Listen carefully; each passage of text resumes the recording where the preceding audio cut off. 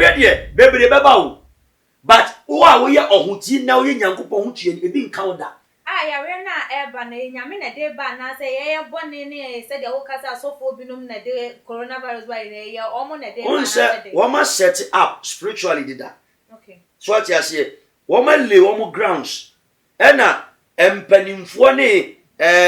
asofo ne adifo ne apostles bebre na do mo tom print ye blood e de tintim ade no so. Okay. So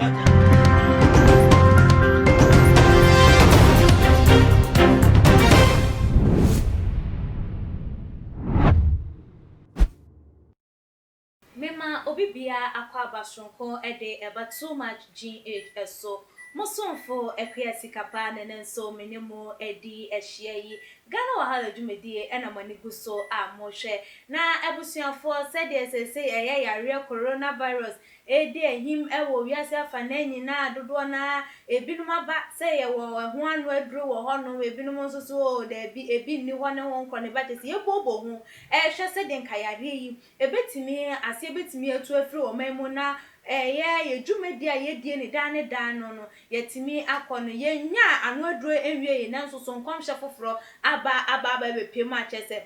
kire se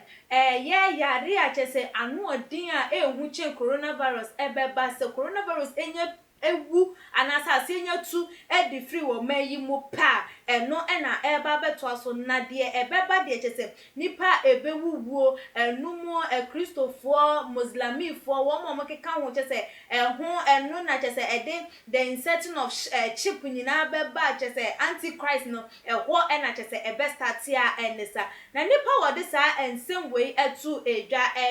Reverend Isaac Owusu Bempah na nchiremu ewo ho na ebusua ye twan ho ye ba ye de be ba beso mo very dangerous.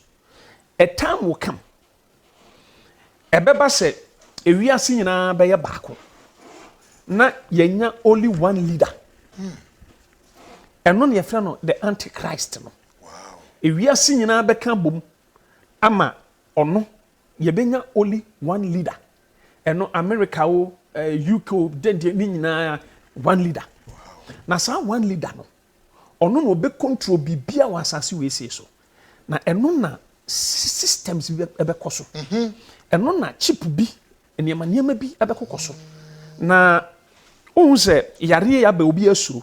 enti ekoma se ene se yenya yare na no aduru a ana se betimi am aduru bi a wonom a so obi o yare ni bi kra na onu nya contact and affect wa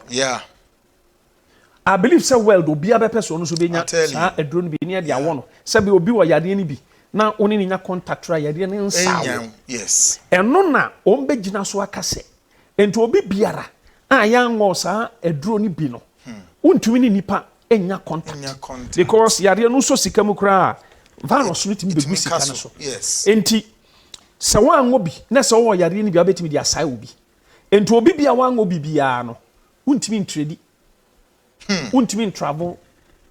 adia ebetimi aboa amu atimi atredi atimi travel atimi akoba bia nipam ene sa ade no yade wowa yare ni bi nsaw na it is a vaccination thank you vaccination enti ebeba so bia be pese obe obi eno na aban ana leader na o lead wiase ana wo nation be ka so obi bia wango sa de ni bibia no ye mpre ma ma abonten agi so wo bi na eno na ebe lead afa ebe duru tembi no na enye no nko a sesese yusu mobile phone afa ebe kakra no se nipa na obenya world power a obe control wiase nyina no se onya that power no a eho no na ye wura wiase awie ye no no na onu nya sa well power no a de obeka bia ye final wow eno na eye struggles ya eho mpompone na ye hu onya well power na papa can you believe say time will come omu beye bibia ye de hye wo eye obi ba bia wo bia no obi ti machine ho e wo sa nation no obenya sa power no ne obe rule world no memfa no say kura obe wo mu no eho na that machine be wo enti omu ti machine na chi ba bia obi betimi a notice ba bia wo obi a record ebe wo ho onipa bia enti na ne betimi asisi dua say apostle sisi e ka say abofo akwabasonko ensa enkoma mo bi se munya ebre etwen ye say yen so yen ko twa ye ho embra na wo hwe odifo kase a wote me nchen na prophet Bernard Esiamasafo woda no Holy Ghost and Fire Prayer Ministry yene no ebetwetwe nkomo de afa end time yi de ebeba ho nkomhye bi mu ababe pie mu no ho nkomo twetwe na ye de ebehwehwe so entika ye ho odifo ma akwa aba Mejusu obapa bibia boko de nyame ada romana monsoe nyame adom bibia boko odifo Reverend Isaac Owusu Bempah wodin tembia babatu edwa wo hu ne se another virus ebe appear after coronavirus na no dem ebe more deadly and ebe kill a great people wakwa ye nyame difo yi die wosusu wa hu bibisa na me den chia kese ema tuma gsfu nyina titiri sisi ano abrochifo no hwe kra chen omamufo no no omajimu atumpreko pe na mo kọ anim erade bambo nti mo be kọ anim achense amen me kire prophecies mu bebre no adi ahwefo no mo hwe ye kire ni benjo mati ase onse your perilous times emre mu ye den okay ena meka se oman Ghana ye ya feli nyame okay oman bia ye pese ye nsori ade ma awurade no ode yare amane atete abrabomu a eye den ena ode basa oman no so oman ye pa abosomsom pa dutuo peduabo so ati ase pe enwoma ensem fata eye nsori ade ma nyame asem Kristo ankasa oja oman no e ma sa yare dom we nyina ma efi ene sa dwoma we nyina so ati ase Matthew, Mark, Luke and John okay nkan ya sa dwoma we nyina wo ho Bible say mene ne be kwa wi mre mu odin beba so ati ase oyare do be chi oman ne so ati se so ati ase oman be sori aman so beti okon ni akosem but ne wi ye mre ne enya mai so ati ase meka so oman bia ye pesa nyoma no senka oman Ghana ye beti ye ho meka onyame ye beti ye ho ni asu nyame honhom ni kurem efini nkeka bia nka ho a we nyina no eba nyame ma wo the mark of Christ ebe san ho akọ okay so ati ase meka se ye papa no wakasa me man mu ene kasa ba unse oman bia ensori tia nyame asem enye nyame adifo ne nyame nko a sori tia nyame asem bia wo problem na Ghana ye sori tia nyame asem ye sori tia nyame asem ekwan be so odifo Bible sema mo kro no ena asofu ibo kro no asofu ekuro yo mo kire Bible ye 419 asofu ekuro yo mo kire Bible bia ware miensa enan ne enum so ati ase ebi bu amanfo okuo ma ejo mo Chrysler ejo mo Rolex watches so ati ase eti abosom kese so enunum du fa me mini moja na asefo na wo church member wo so ti aso de mo de nyame asembe nante no nso ji obi kuna boso so ati ase wo ji obi kuna boso ewia de wani brade ubodua obi ya oboni an ti bi mfa nche no so ati ase okeke wani mchire nyame sompa ba to akoma mu esum kabisi so ati ase enti sa ni ye wani edi feli nyame nyame se me Kristo ma kwan ni mo mfa so na mo benya da nkwa so ati ase okay kan Jeremiah chapter 16 verse 6 Bible say mun ko gina pon kase no so na mon kan chiro man say mon sa no ko fa tete pon kwan no so na mo benya ho media ma mo kra o man no so se yam fa so munya kro no bono munya azan no munya me fan say bribe gie ene nyoma fragadam so ati ase ye da nipa ye de ne fa kwanbone so ye twi wo court ye ne dia asofo ne kra kire osofo court odifo na ne nkasa ye mu no na chese wo hu ne senka ye nim senka bibi ba eyempaye ene ye bo ede so ano ma Nyankopon wo ye mobo na ne nsenka ye mu na chese yare ya ebebe chire krampo na nya de se mpai bompo ebetimi aye den a stopping on a statement to make it yourself where the world has gotten to there will be nothing like peace again. We have entered into the period of end time. No amount of prayer can stop either coronavirus or any platform happening to human race. Me da wano ase. Unse coronavirus ye di for corona na de kofa bai. Ndana woka. The so men of God know. One more no mo kwesen spiritual bond e ma ne bai. Wama no mama oman ga ne moya amani moya tight amaye no. Wama osebo aiso mani moya tin. So what you say? Say odi nyame asam trodo ne nante. Now you so for your divu apostle pastor teacher evangelist. Now the no kure ne nante ya. Me mbra na me kwose obi asha me start see dey me fan team about evangelism work no. Ye gina bontin ba bia na ekoka nyame asam. Me gina nyame asam so ka no kure no pani ne be ka kire me say we dey say wo ka ne se ya unnya sika. Na wo ka ne se ya benya sika. Because of wonkunku adukuru me mo na oti me mu kese enti no. Everywhere ena me dwane jam. So what you say now say me kopa ba bia honhom na nkasate. Ma ye kire me Bible ni yie. So what you say? Okay. But after coronavirus you already bi beba. Ebi beba. But ahotin form pai bo betima asia no kwan. Okay. So what you say? Enye say enye mpaye bi ahotin form mo mpaye. Ahotin form pai bo betimi asia no kwan. Okay. So what you say? But the so called Christians for ye wonte. Ti e be dey etimi asia no kwan. O Kristo ni okwa asori kura akogba atwede oni fi otim. Anso ba betene nyame anim. O tun ade wabu obi ahyem. Eno ba betene nyame anim. De ono nso ba ono nso firi ne mpena nkyɛn. Eno abetene nyame anim. Oba pasika wati ase. Enti sa odwini we ni na ye bom mpae a Bible say munsia mu ya de bone. Even se mu hie mu a enkofo mu ti mu bone se makoba mu ene mu adwene. Yare de bebre beba wo.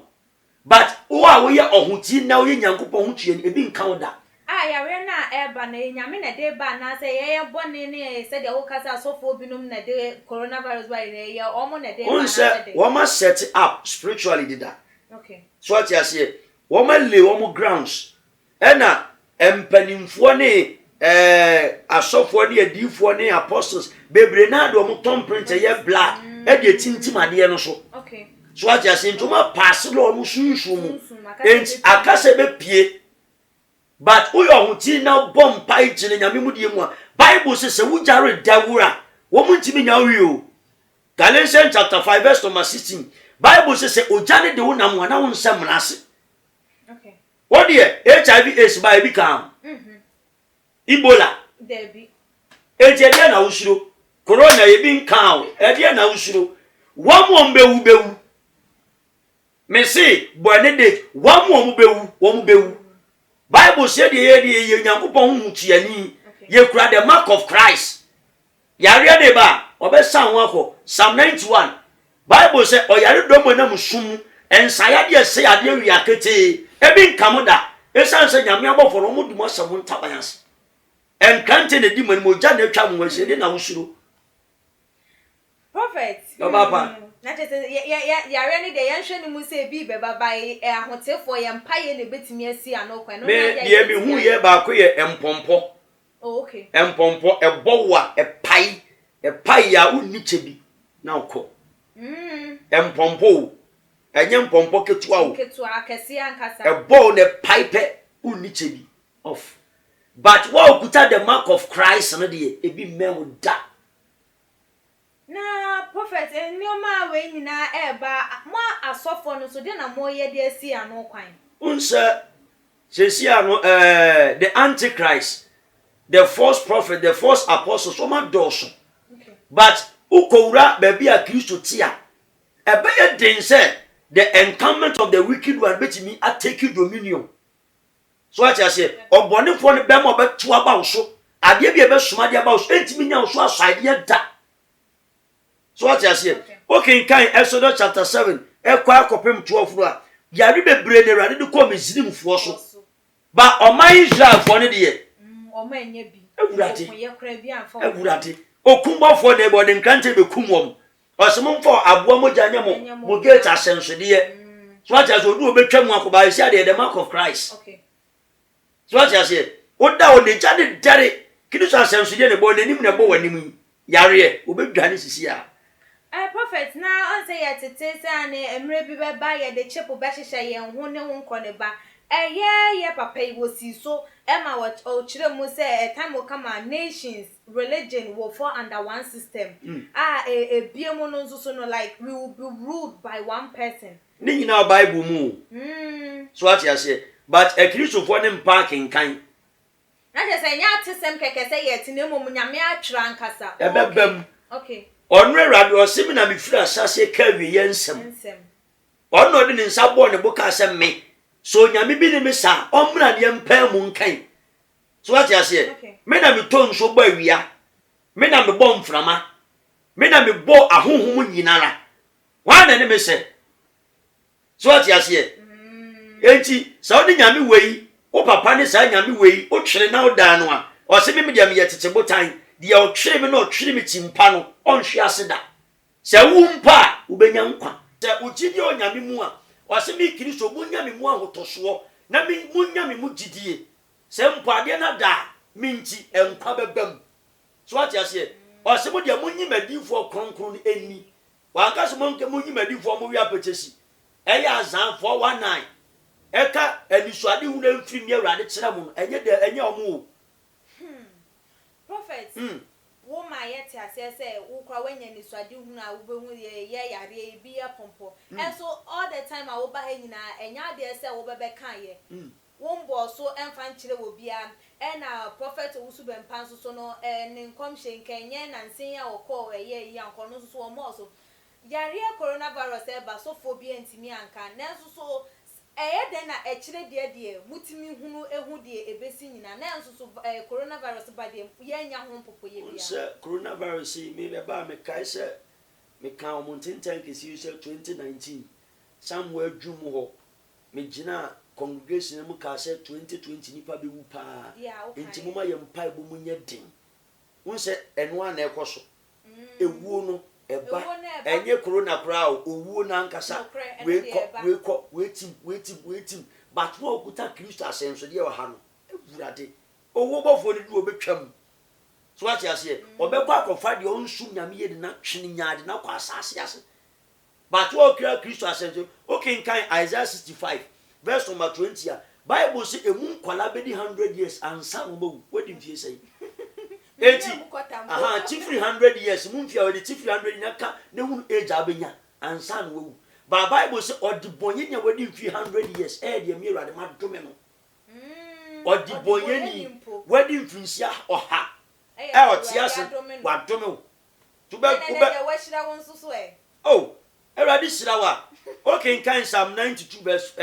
Psalm 92 verse 12 was mbanyiri ti se ne ba no nso ntwini nuro esan samo de mo twire awrade abenwa o twire awrade a obi ade ayira ma me pa church wa ade ayira o ma mu sika atofo mu yi ade we de da bon ma me fam to yi but odibonye ni eda okra na opa awia entu ye bodu ye benyaw there is no spiritual protection on your life so what you say entu benyina che na sa 100 years abam se de na asabotie na wonya nkwa we home e wo brem owu nsu a ubenya paradise akotwen awurade oba po ati ase prophet Matthias enti say emre be na yenhwe ni mu se de obi e kasa ewe yemre na aban ewe yemre na aban se ni se besisi emre be na yenhwe ni mu se like enyoma anyame waka e wo ne twiro kunkum nyina no ebesi pi because wama ye hunu se ye den ya ye wo no de wo se na asem no etire kokodru ema wo bia etibi enso dane da ye wo enkwada foforo wo mo so nyame asem yi no wonyanti bi enti se ye nya ntwa wo yi de ye den nyame asem no so no enya ntwensi ye enti mebe ne ye nhwe ne mu se nyame enhyehyɛ ye ana ne nkom hya wahya ebema ye hunu se biase awie ye ne eya aben no ebrebe ne ye nhwe ne mu unse Bible say kopem se onipa nyina beti awrade asem na obeti se nyame di wo ho Kristo onyamayo na sa wo se kurase na osofo meka nyame asane nyame ba de no begina so ye gu bim e de gu fo ene na se nyame onyamayo because me afi na me so me ba be ware awa ma me ma so abeti nyame asem ti unse onyamayo but emri na etia okay ebetima ba se 50 years ba nyame ni ohun ti se 5 days okay so what you say enu ntina be ga demons ni nya yo madwuma ntenten ahohombone edifo atrofo no omu nyina yo madwuma ntenten se obetu benya akra no makeji wo se nyame ya adona me ba mo ntenten keji ba be kire sunsun nyoma pa ye be bia asem ni ye yi top bi ye be bi makwa kire ye be bi na nyame mo hwe yen no mati nyoma bi ase na nti utina so dem na woyɛ nyoma bi a Kristo mpa watwe ho ntem so ati ase wetima na nti kurunkuni na ade bi efure chirichiri ba no amama tu so kwa mu kani nti say de yen hwɛ ni mu say nyoma like bro de ye hunu iso baba besisi oh mama wo de me catch mu say August manka say enipa be wu pa wo de say me kai wo de hwɛ wona ma say yen ndru ye mpo no yetete ho mframa mpo kra mpo no ye hunu ano Bible so odifo be kasa wa mi Awurade me dim na mmemu no mu nu so yotorofo me kai say August wo mo pa wo mo ma mpaibo asori bi tiem na sofo bi o ma mpaya no odin on take rems ma ne ntake ba yie on take rems no no mfo nyame ma ne nam ye enkwa Awurade ne mpaibo emu odin so what you say no no ankasa ni pedo na nti kurunkuru yem because Kristo so gina so nyame bofo enti nyame bofo gina o hwe kwan mu no enwanko no wachi so what you say wasese mpinti ni ahoden ne entu de gina asese da manwanko no ye bo hwe a o mu nyina o mo kwan so what you say entu de nam ye empire no odin bompa che do abodam o de wuram na nyame atima preserve enwanko kakra na wo na asem Jo prophet ye dey ansem no ba na wie ye na Ghana fo bi no madwenche bi o mo di tu dwa chese mete ye me kra na ye mawereko se ye Reverend Owusu Bempah ye papa ye coronavirus yi ba wentimi ama abonten ama meka se ni se okan ye krampo na like ya nheda o ma nheda ante enti afi ya enya ba bi a wo munya no adro na wo ba be ye tobe se ani se ni se enti no wo mu njindi say ye de work no ebetimi abem because nyame na asoma na anka nyankopon no odi kan ka che na bra coronavirus eba wo mo de saa ye tirimopo no ahye wo mo tima se wo so ma ye be hu no say ye nhwe say de ye papa yi kan ye nhwe dodo na anim no de na betimi aka che wo Bible say Awurade ka kire Ezekiel say ko ka kire odifo Ezekiel say so what you say oba be wu so what you say Ezekiel ko ka kire Isaiah so oba be wu Bible so ko ka kire no twa ne twire ofasuo no Awurade mpa se Awurade kai se de mananti oni mu abo abrabo kronkron mananti mu de yem se de efe enti wa be hwa mamawu Bible so bompa no odifo Awurade sa kasa kire odifo ko ka kire o mo se me the 15 years akane na so but the 15 years odi yen obrani amane enko wumpa enkeye ewe Awurade kasa koa no nu o kasa koa ebeba o but nanti kurunkuru yem dua ho nyamem said ye be ya oyene ne eba asase wo so bai eba madakra obi en hote e wo so mo se wo so chechecheche mata bamba fo no ne me na te de jataburu ane da me ho ya da ntina se enoman de besi bai se wo nyame akam no na ko no wo ho de nya de se bi be ba Awurade ma se ta mom konkon ambom se jata onam wiem asase asem framam emutam no papai Kristo obesia no ho amaye yo prophet fa ye de wo final words and e futu apesa wo de to o man Ghana nyinanim etu edwa emaye medam ase oba pasca so bi tie mi a no tie mi asopamu a babra bo papa e kire se wo yo Kristo ni mapa unimu mu se wankasa wo mu no onye Kristo ni enti efiri na kose sawusunu ban wabra bonu ni ye nyina said ye be ya oye na na mo akirichiri eba no eba be san ho akọ na oda so tiase misrew sumnyame wo no koram hunhum sumni yie ema okra said ye be ye mpo a utofomu a ubenya osra himemu chefa anwumre yi mima me kasa nye kasa tenten Bible so benya nsafo ye buni be o ye nka na sem onim sauti asori fie na ogbo abrabo konkon aboni yie onu sofo nso twempena mesere wada woroma hwe hu fie ne nkika abone ho wa oti asori fie a wo bodua wa oti asori fie a wo twempena wa oti asori fie wo wiye sika wa oti asori fie a wo bo apo